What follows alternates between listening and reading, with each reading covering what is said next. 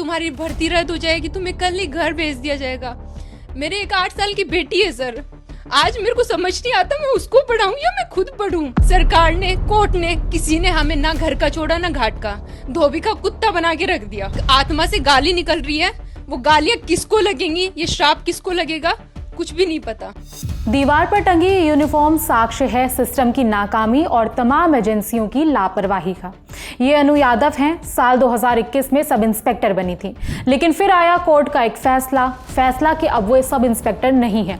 वो क्या, उनके जैसे कितने ही ऐसे लोगों की भर्ती अब रद्द हो गई है। वो अब बेरोजगार हैं, सालों की मेहनत बर्बाद हो गई। अनु की 8 साल की बेटी भी है जिसे वो अपनी तरह अधिकारी बनाना चाहती थी, लेकिन अब वो खुद भी सिस्टम के आगे हार गई हैं। दरअसल राजस्थान हाईकोर्ट ने साल 2021 की सब इंस्पेक्टर भर्ती परीक्षा को रद्द कर दिया है। कारण पेपर लीक। यह फैसला उन याचिकाओं पर आया जिनमें पूरी भर्ती प्रक्रिया को रद्द करने की मांग की गई थी। भर्ती रद्द होने के बाद वो कैंडिडेट्स भी फिर से बेरोजगार हो गए जिन्होंने ईमानदारी से पेपर पास किया था और ट्रेनिंग भी पूरी कर ली थी। आज तक से जुड़े विशाल शर्मा ने इसी रद्द हुई भर्ती की चयनित एक कैंडिडेट से बात की है। सुनिए ये इंटरव्यू। जिस हिसाब से कोर्ट अब हमारे साथ अन्याय कर रहा है, अब हमें समझ नहीं आ रहा हम कहाँ जाएं, अब हम क्या करें। कोर्ट का जैसे डिसीजन आया है, हम मानते हैं कि हम डबल बेंच में इसको अपील करेंगे, लेकिन सिंगल बेंच से हमें ये उम्मीद नहीं थी कि इस तरह का डिसीजन आएगा।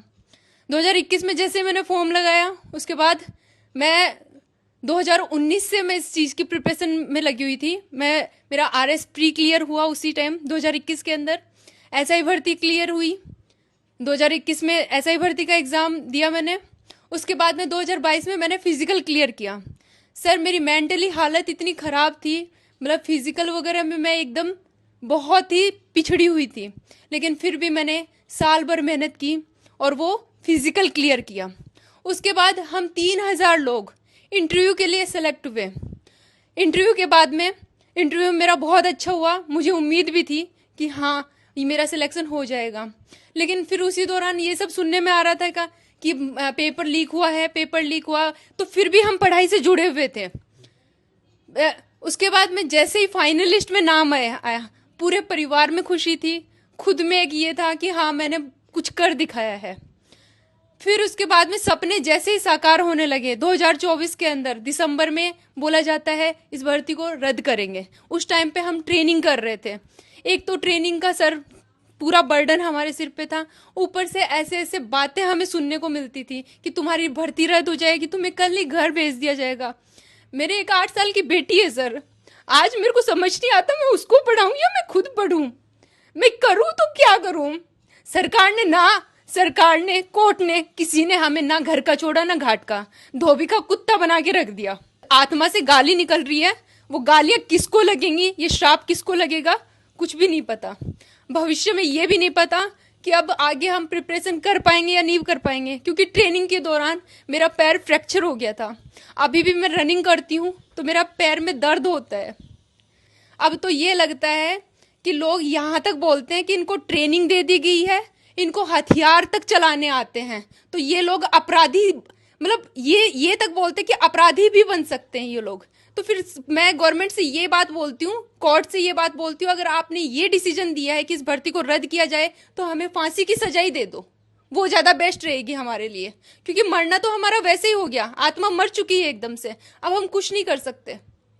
हाँ बस ये जरूर है, डबल बेंच में अपील है, कर रहे हैं, क्या रहेगा डिसीजन क्या नहीं रहेगा अब आगे वो देखा जाएगा। सर क्या लगता है कि सरकार की ओर से मजबूत पैरवी नहीं की गई, उसकी वजह से यह सब कुछ हुआ, या फिर ये पूरा SI भर्ती एक राजनीतिक रूप से पूरा रंग ले चुकी थी? सर राजनीतिक मुद्दा तो बना हुआ है, ये चीज़ तो हम शुरू से देख रहे हैं। पहले इसको राजनीतिक मुद्दा किरोड़ी लाल मीणा जी ने बनाया, फिर उसके बाद हनुमान बेनीवाल जी ने बनाया। अब अभी कुछ दिनों पहले ही, 1-2 दिन पहले अखबार के अंदर ये दोनों आपस में लांछन लगा रहे थे एक दूसरे पे। आज ये दोनों एकदम भाई भाई बन गए। क्यों? अब कोर्ट इनका स्वतः संज्ञान क्यों नहीं लेती? या फिर ये सारी ये कोर्ट, ये न्याय प्रणाली सब सिर्फ गरीब बच्चों के लिए ही है? आपकी जानकारी के लिए बता दें कि एक तरफ राजस्थान सरकार ने इस भर्ती को बचाने के लिए एड़ी चोटी का जोर लगा दिया था और दूसरी तरफ सरकार में कैबिनेट मंत्री किरोड़ी लाल मीणा इस भर्ती के खिलाफ लंबे समय से आंदोलन कर रहे हैं। भर्ती को रद्द करने के लिए उन्होंने मुख्यमंत्री भजन लाल को पत्र भी लिखा था। उनके अलावा आरएलपी के नेता हनुमान बेनीवाल ने भी इस भर्ती के खिलाफ सड़क पर आंदोलन किया था। और अब जब भर्ती रद्द हो गई है तो उन कैंडिडेट्स का भी नुकसान है जिन्होंने मेहनत से पेपर पास किया था और पोस्टिंग का इंतजार कर रहे थे। इस खबर में फिलहाल इतना ही। मेरा नाम है विभावरी। बाकी खबरों के लिए देखते रहिए दी लेलन टॉप। शुक्रिया।